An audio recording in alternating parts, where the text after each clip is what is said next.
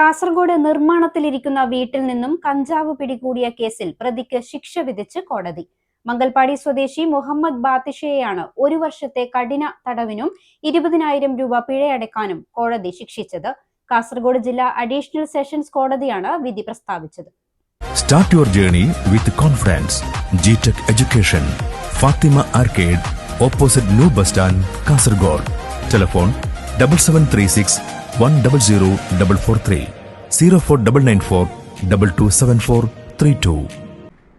നിർമ്മാണത്തിലിരിക്കുന്ന വീട്ടിൽ നിന്നും 4.2 കിലോ കഞ്ചാവ് പിടികൂടിയ കേസിലെ പ്രതിക്കാണ് ഇപ്പോൾ കോടതി ശിക്ഷ വിധിച്ചിരിക്കുന്നത്.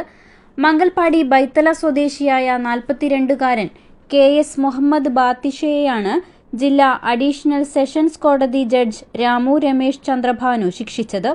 1 വർഷത്തെ കഠിന തടവും 20,000 രൂപ പിഴയുമാണ് ശിക്ഷ. പിഴ അടച്ചില്ലെങ്കിൽ പ്രതി 2 മാസം കൂടി അധിക തടവ് അനുഭവിക്കേണ്ടി വരും.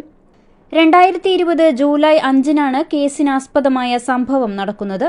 അന്നത്തെ കുമ്പള SI ആയിരുന്ന A സന്തോഷ് കുമാറും സംഘവുമാണ് രഹസ്യ വിവരത്തിന്റെ അടിസ്ഥാനത്തിൽ റെയ്ഡ് നടത്തി പ്രതിയെ കഞ്ചാവുമായി പിടികൂടിയത്. തുടർന്ന് കുമ്പള പോലീസ് ഇൻസ്പെക്ടറായിരുന്ന P പ്രമോദ് കേസ് അന്വേഷിച്ച് കോടതിയിൽ കുറ്റപത്രം സമർപ്പിച്ചു.